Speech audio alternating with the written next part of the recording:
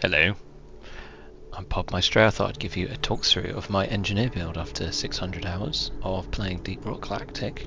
I feel I've got a fairly decent handle. I should point out I've played solo for about half that time now, so this build is for solo play. It may vary if you're playing with other people rather than just a bot.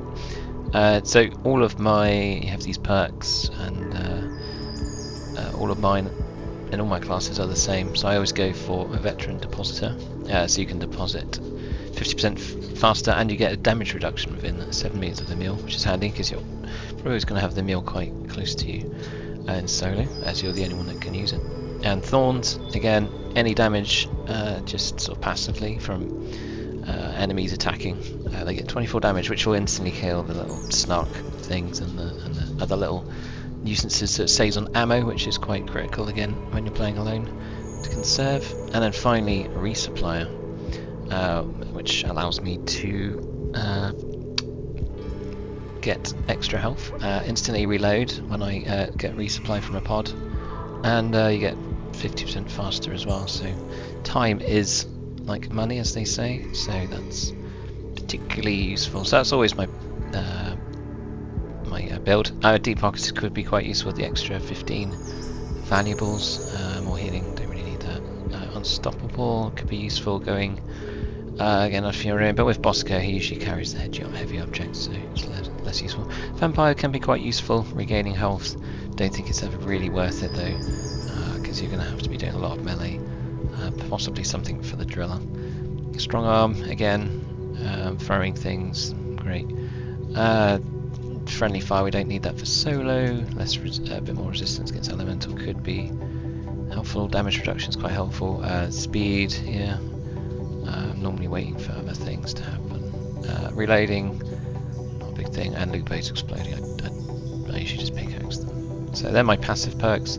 The more valuable active perks, again these are the same for all my classes. Iron Will's always good. Once you get downed, you can get back up for 12 seconds if you can get some health in that time. So I resupply for some red sugar, which will get you some health. You can kind of keep going. If you don't get that within 12 seconds, then you're down again, so it's a bit of a waste. So you want to try and use it when there's health around, so you can get your health back up and never give up, as it says. And then the other one is this Beast Master, which again, when I'm solo, it's helpful. It gives you a little friend, so you can charm a grunt, which includes the slashers and the defensive guard grunts.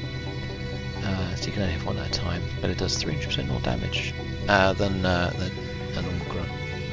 So that's again very helpful. A few of these Berserker can be fairly good for doing lots of melee damage. You could tie that in with the Vampire, so you can use to get more melee to get more health. I've never really found it useful. The Field Medic can be useful again if you're playing online with friends, because you can revive people quicker, and once you can also instantly revive them, so that can be helpful.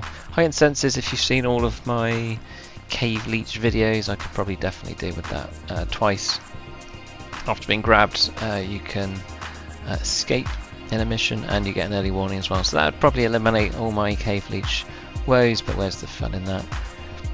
Shield Link, not so useful solo, but I have used it online before. If you're within 4 meters, you get a quicker recharge, and you can also overcharge their shields. Dash, I have used that as well in solo. It gives you a short burst of speed, can get you out of trouble, but again I find the other two perks I have a bit more helpful. See You in Hell, I've never really seen much use in that. There's some words there if you want to read it. There's too many words. Hover boots as well. Okay, that can be useful if you're a scout, I guess, and you're falling a long way. You can hover.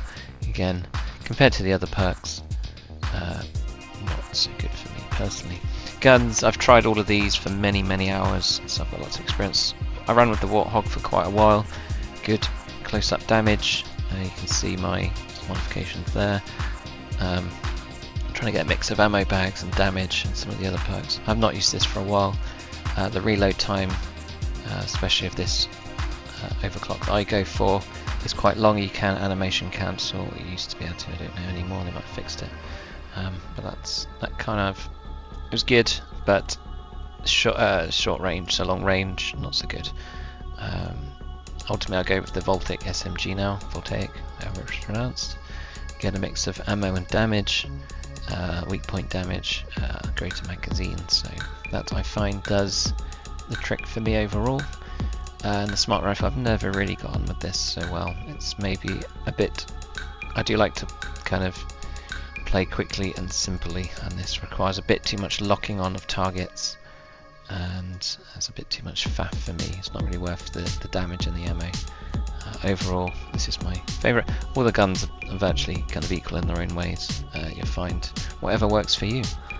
And then the heavy weapon, again, I've run with all three of these. Ultimately, my favourite has always been the breach cutter. Not if you're using this online, it will do a lot of team damage. It does quite a lot of damage where it fires, and it can last for some time, so you really have to use it with care. So online I tend to probably use more the shard diffractor, which is like a laser beam, does a lot of damage. Solo, I do like the breach cutter because it can just clear hordes, which is quite important when you're on your own. The deep core, I do like. I have a soft spot for this. Just I use it as like a railgun basically, with a super fast, serious damage. Instant, like look at that damage, 445 in one hit. That's but you only get max ammo of 11 shots, so you got to make your shots count. And again, on your own, it can be a bit of a struggle.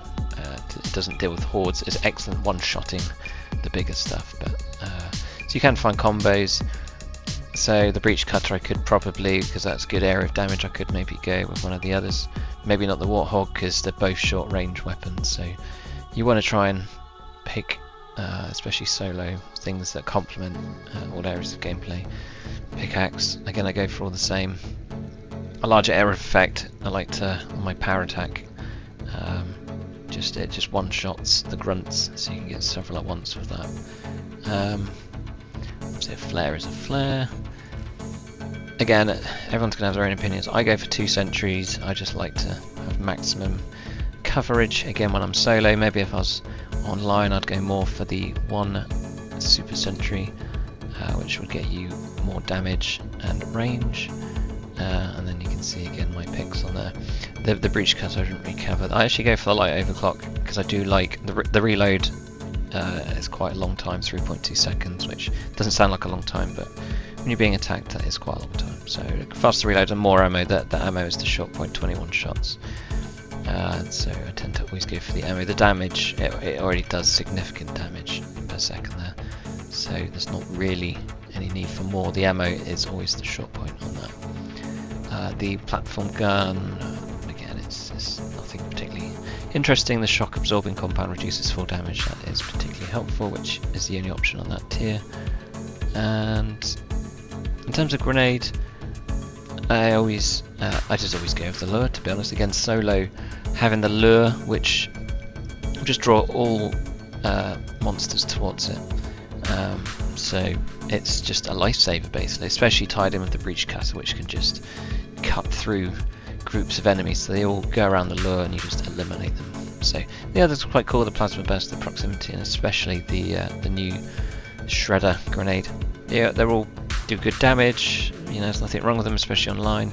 Solo, I'm always going to go for the lure, and I think online I tend to prefer the lure anyway, because it's just a lifesaver, especially when you're defending a black box or the drop pod kind of defense at the end, those sort of missions.